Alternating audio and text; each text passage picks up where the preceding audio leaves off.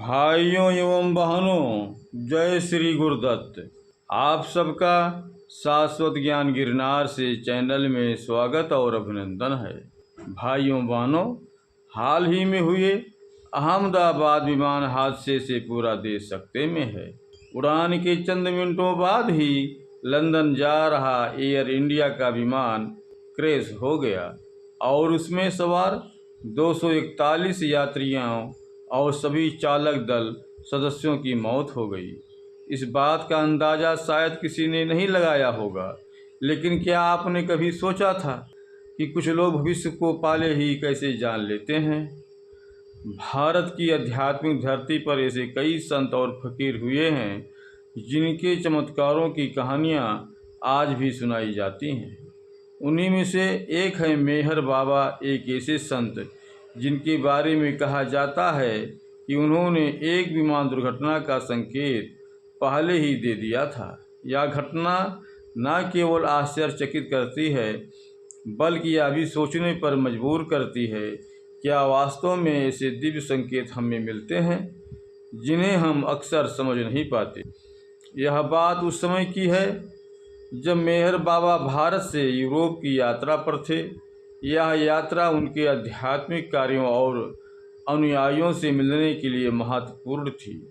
हवाई यात्रा का वह दौर आज इतना सुरक्षित और सुविधाजनक नहीं था।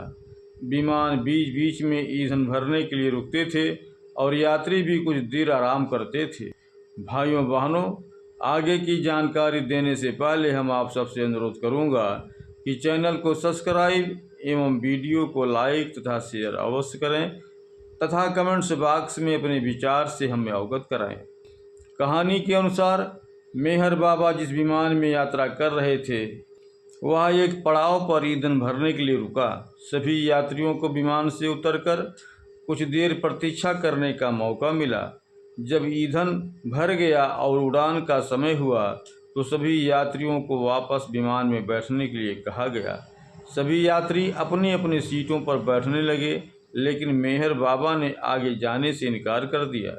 यह बात सुनकर वहां मौजूद हर कोई हैरान रह गया। बीच यात्रा से यूं बाबा का इनकार करना किसी को समझ नहीं आया।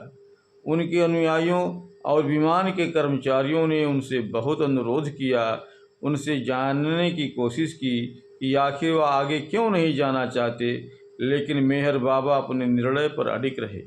उन्होंने सिर्फ इतना कहा कि वे इस विमान में आगे नहीं जाएंगे। उनकी इस अजीबोगरीब हरकत के कारण विमान को उड़ान भरने में कुछ देरी हुई।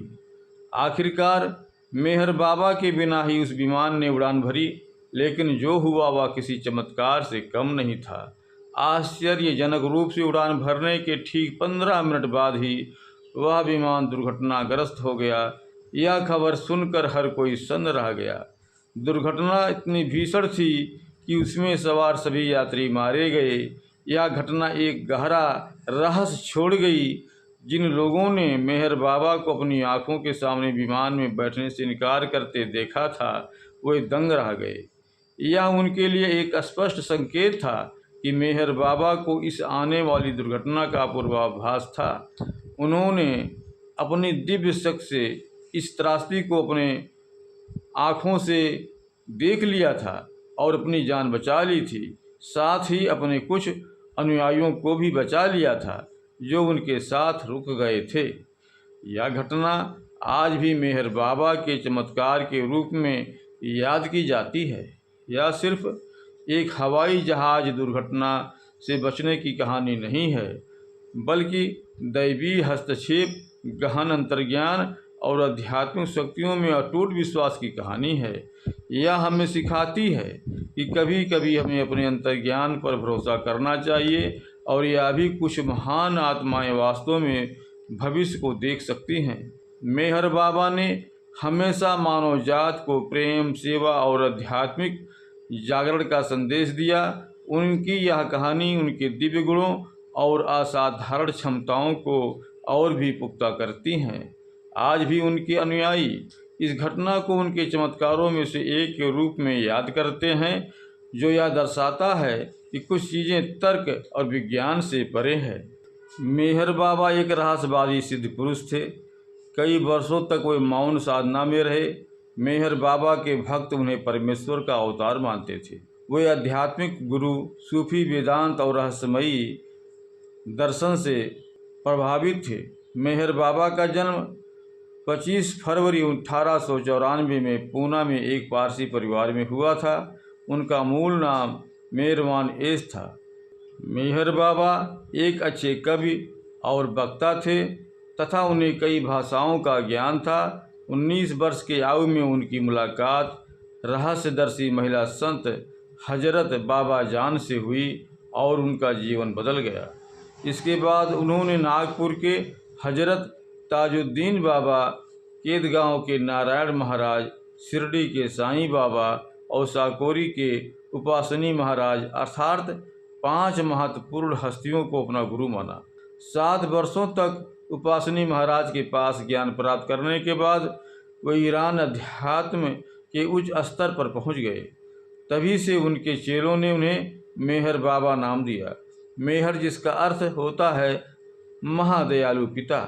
सन 1925 में अवतार मेहर बाबा ने मात्र 29 वर्ष की अवस्था में 10 जुलाई से मौन प्रारंभ किया था, जो सदैव अखंड रहा।